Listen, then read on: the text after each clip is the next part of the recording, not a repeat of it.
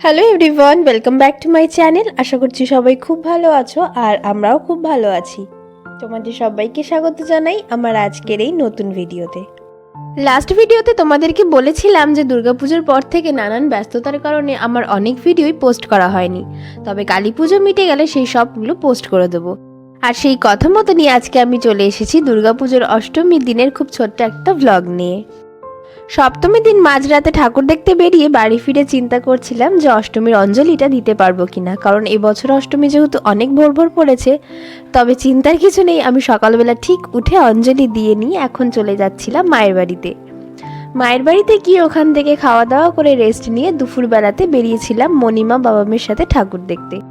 অষ্টমীর সকালবেলাতে আমাদের এরকমই একটা প্ল্যান করা থাকে, যেহেতু আমাদের সাথে দিদান মানে আমার ঠাকুমা শাশুড়িও ঘুরতে বেরোয়, তার জন্য আমরা একটা টোটো বলে নিই। আর ওই টোটোটাতে করে সকালবেলাতে মোটামুটি পুরো ভাটপাড়ার ঠাকুর দেখে নিই।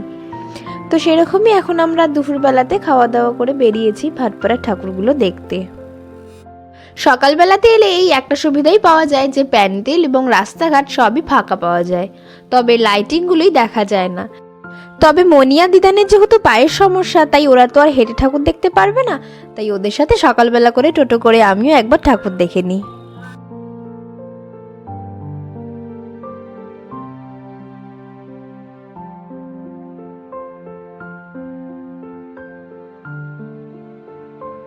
তোমাদের সাথে গল্প করতে করতে আমাদের প্রথম প্যান্ডেলটা দেখা হয়ে গেল।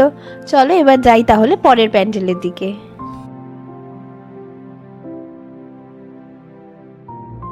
কাল রাত্রিরে রিজুর সাথে গাড়ি করে এসে আমরা যে প্যান্ডেলটা দেখলাম আর যেটার কথা বলছিলাম যে খুব ভিড় হয়, অন্য সময় এলে দেখা যাবে না, আমরা এখন সেই প্যান্ডেলেই এসেছি। আর ওখানে দাঁড়িয়ে আমরা কটা ছবিও তুলে নিলাম আর প্যান্ডেলটাও বেশ অনেকক্ষণ ধরেই ঘুরলাম। ওখান থেকে চলে গেলাম পরের প্যান্ডেলের দিকে। এইটা হলো এখানকার 5 মন্দির, এটা হলো 5 মন্দিরের প্যান্ডেল। 5 মন্দিরের থেকে ঠাকুর দেখে আমরা এরপর বেরিয়ে এলাম আমাদের পরের প্যান্ডেল বাবুপাড়ার দিকে।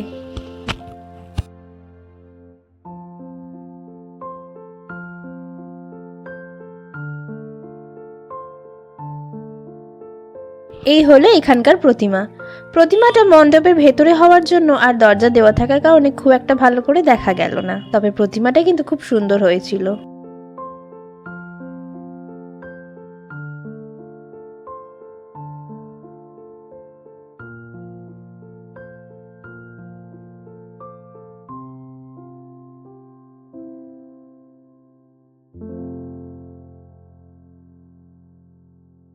এরপর আমরা চলে এসেছিলাম পরের প্যান্ডেলের দিকে, যেখানকার প্যান্ডেলের লাইটিং এবং প্যান্ডেলের প্রতিমা দুটোই কিন্তু অপূর্ব সুন্দর হয়েছিল।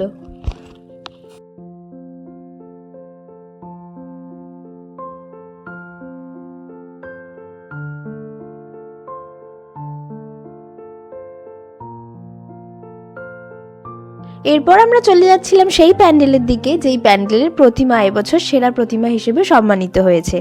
তোমরাও তাহলে এখন দেখে নাও সেই অপূর্ব সুন্দর প্রতিমাটি।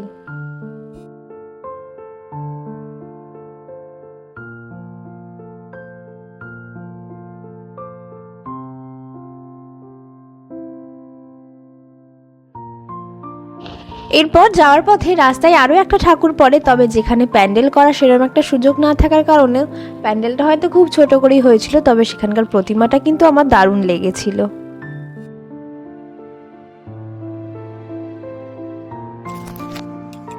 চলে যাব একটা বাড়ির পুজো দেখতে। সত্যি কথা বলতে এই ধরনের বাড়ির পুজো তো এখন আর দেখাই যায় না, দেখা গেলেও তা হয়তো খুব ছোট্ট করেই দেখা যায়। তবে এই পুজোটা এখানকার দীর্ঘ বছরের পুজো। ছোট্ট ঠাকুরটা কিন্তু খুব সুন্দর হয়েছিল।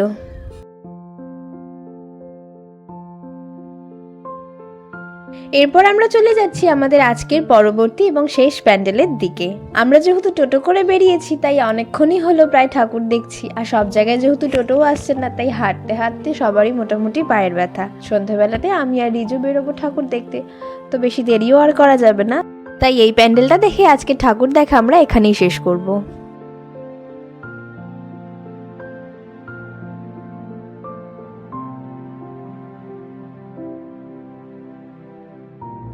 নব্বই দশকের কিছু বিখ্যাত গানের লাইন এবং কিছু বিখ্যাত ছবিকে হাইলাইট করে এই প্যান্ডেলটা তৈরি করা হয়েছে। আর এই প্যান্ডেলের প্রতিমাটাও লাল পাড়ে সাদা শাড়িতে বেশ সুন্দর লাগছিল।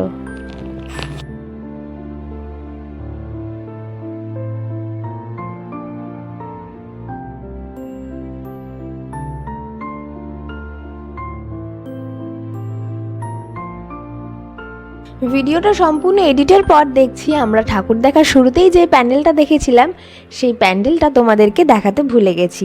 কোনো কারণে সেটা আমি এডিট করার সময় মিস করে গেছি, তাই ভাবলাম ভিডিও শেষে না হয় সেটাও অ্যাড করে দিই।